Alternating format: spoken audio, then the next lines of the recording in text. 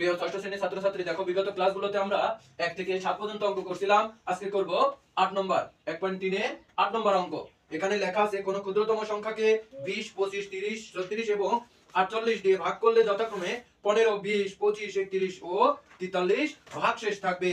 এবার খেয়াল করে দেখো, প্রতিটা সংখ্যাকে আমরা ওই ভাগশেষের ওই সংখ্যাগুলোকে বিয়োগ করছি। 20 দিয়ে 15 ভাগ করলে 5, 25 থেকে 20 ভাগ বিয়োগ করলে 5, 30 থেকে 25 বিয়োগ করলে 5, 34 থেকে 31 বিয়োগ করলে 5, 48 থেকে 43 বিয়োগ করলে 5। এখানে লিখছি আমরা প্রতি ক্ষেত্রে 5 অবশিষ্ট থাকে, প্রতিটারই দেখো বিয়োগ করে 5 অবশিষ্ট থাকছে। তাহলে লসাগু থেকেও কি করতে হবে, আমাকে 5 বিয়োগ করতে হবে। এখানে এই লসাগুটা করা হয়েছে।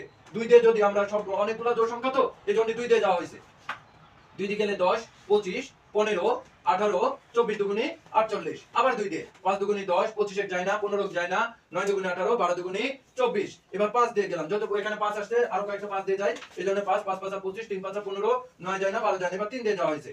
5 ওকে 5 এ থাকলো, 3 ওকে 3, 3 3 9, 3 4 12, আর লসাগু যায় না। 5 দিয়ে যায়, 3 দিয়ে যায়, 4 দিয়ে 2 দিয়ে যায়, এটা গেলে ওই সংখ্যাই থাকে। এবার নির্ণয় লসাগু 2 গুণন 2 গুণন 5 গুণন 3 গুণন 5 গুণন 3 গুণন 4, এগুলো সব গুণ করে কত হয়েছে, 3600। এই যে এখানে লেখা ছিল প্রতি ক্ষেত্রে 5 অবশিষ্ট থাকে, লসাগু থেকে 5 বাদ দিলে 5 বাদ দিতে হবে। তাহলে আমাদের এই 3600 থেকে 5 বাদ দিলে 3595, এটাই হচ্ছে উত্তর। প্রিয় ষষ্ঠ শ্রেণীর ছাত্রছাত্রী, তোমরা খেয়াল করে দেখো, তোমাদের 1.3 এর অঙ্কগুলো করানো হচ্ছে।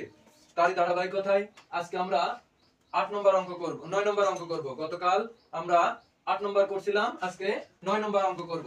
9 নম্বরের অঙ্কে একটি লোহার পাত ও একটি তামার পাতের দৈর্ঘ্য 672 সেন্টিমিটার ও 960 সেন্টিমিটার। আমরা লিখছি লোহার পাতের দৈর্ঘ্য 672 সেন্টিমিটার, তামার পাতের দৈর্ঘ্য 960 সেন্টিমিটার।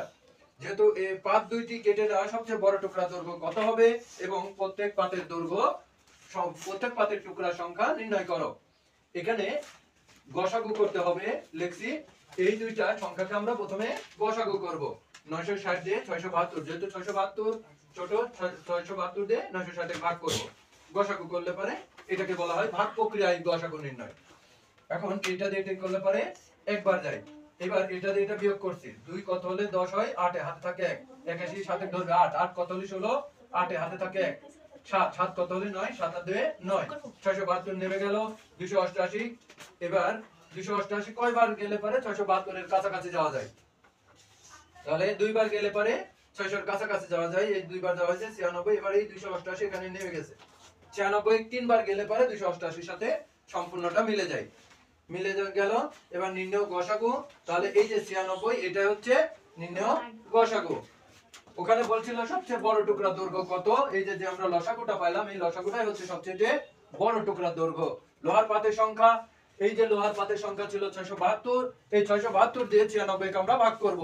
96 ভাগ করলে 7 হয়, তাহলে লোহার পাতের সংখ্যা কয়টি, 7টি।